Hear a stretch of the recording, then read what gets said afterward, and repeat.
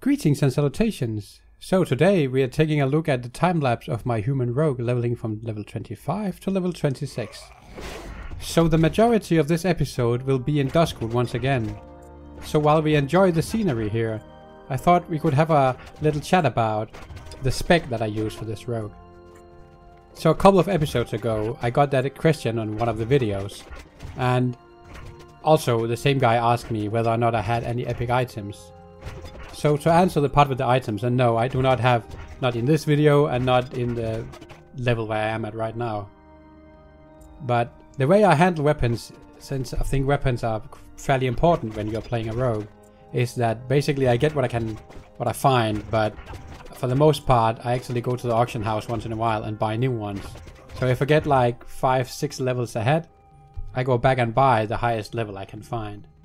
I actually had the issue that it could be hard to find a decent weapon for my offhand because, as you probably know, some weapons are main hand only and some are one-handed, and the one-handed weapons you can use in your main hand and the main hand you cannot use in your offhand.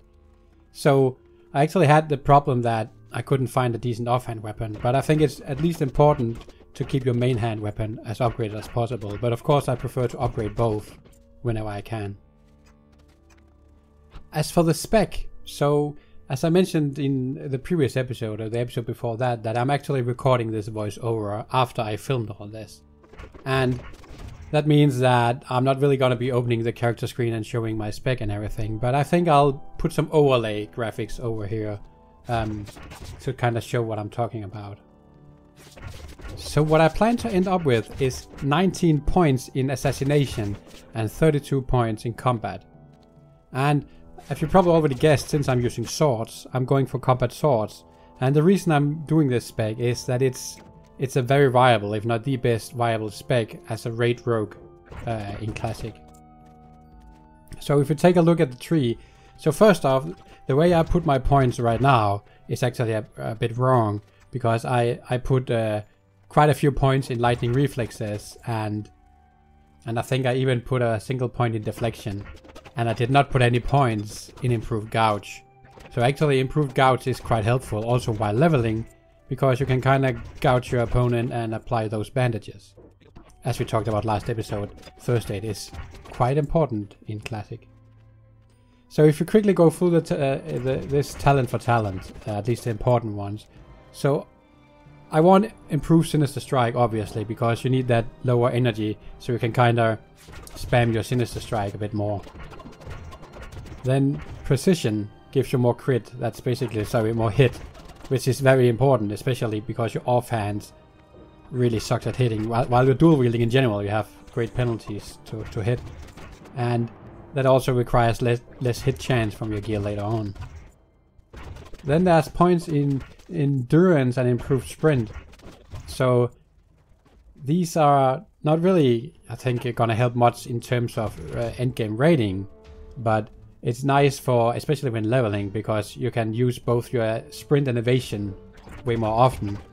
And at the same time, when you're using sprint, you are actually, once you put 2 points into improved sprint, then you have a 100% chance of removing all movement impairing effects. This does not include stuns, but stuff like roots and so on, which is quite nice. Also the Frost Nova that mages usually try to do on you in PvP.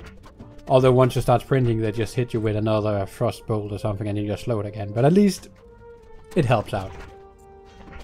Then there's Dual Wield Specialization. And this basically just gives you more damage from your offhand, which is very valuable in my opinion. Then there's the Sword Specialization skill. And this is where things gets a bit special, because what it basically does is that whenever you swing your sword, there's a 5% chance that you get an extra swing. And this procs both on, for example, from your Sinister Strike and from your auto attacks. And these two are actually important because you can play into this. So let's say you have an attack speed of 2. That means that you're auto attacking every 2 seconds with, let's say, your main hand. So whenever you use your Sinister Strike, you can also proc this extra attack, but whenever the extra attack procs, it resets your attack timer. So let's say you just auto attack, then you wait a second, and then you use your Sinister Strike. Now you proc an extra attack, so you swing it immediately, but now you reset your attack timer. That means that you gain, let's say, 1 second here, right? Because you had the free extra swing after a second, but now you reset it. So what you can optimize here is actually, so whenever you do an auto attack, then you time your Sinister Strike just after that, let's say 0.2 seconds after. Because if you then proc your free attack, then you actually gain 1.8 seconds. So the short version of this is that it's a good idea once you have sword specialization to time your Sinister Strikes just after you did an auto attack. This will optimize your DPS. I don't think it will probably only be high-end raid guilds that have this requirement that you actually play into this. I don't recall doing that when I played vanilla. I might just have forgotten that I did, but honestly, I don't think I did.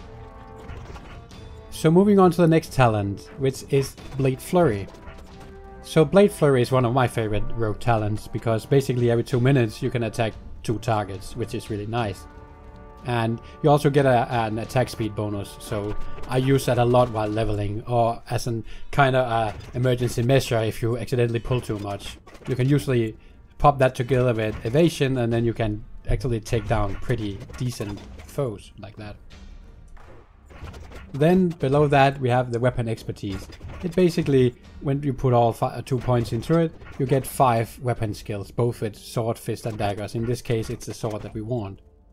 Since I'm playing human, I already have a 5-point bonus to this, and this is actually very helpful in classic when you're raiding in high end, because all the raid bosses and most of the mobs will be higher levels than you, so it kind of helps mitigate things like glancing blows and hitting and stuff. I won't go into detail about that now, and honestly I don't remember all the details. I just know it's very helpful and very nice to have. Then there's aggression. It basically is a flat out bonus to your Sinister Strike and your Eviscerate, which is nice. You use these abilities quite a lot anyways. So at the end of the talent tree we have Adrenaline Rush. So Adrenaline Rush is amazing. Basically you have double regeneration rate for your energy for 15 seconds, which is awesome. It helps you really dish out some damage, especially on boss fights. And again, also if you are in a snag and you pull too much or getting attacked by too much, you can actually pop this together with evasion and what you call Blade Flurry. Then you can really dish out some damage while still being fairly tanky because of the evasion, so you can really kill stuff a lot. I also used it, I remember back in Classic when I was farming stuff like Satyrs and even Argent Dawn Rep in the Plaguelands. I used this just to increase the farming speed, because every once in a while, in this case it's every 5 minutes for Adrenaline Rush, you can use it. So basically every second time you use Blade Flurry you can pop this, which is amazing. So if you take a look at the Assassination Tree, I would put my points in there in the end. I actually did not do that on this rogue, and maybe you noticed that I actually put 1 point into Malice, because in the beginning I was like, yeah, crit rating, that's really good. And also because the starting talents, maybe except for Improved Sinister Strike, are not the best in my opinion, not for the beginning. But actually Improved Sinister Strike is awesome. So this also means that instead of getting Blade Flurry at level 30, I will have to wait for level 31. And as I just said, Blade Flurry is one of my favorite abilities and really helps a lot. Anyways, you need 5 points in Malice for this spec at least. That's 5 critical strike chance flat out. That's amazing. Then on the next tier, there's like we've got to take all the 3 points in Ruthlessness.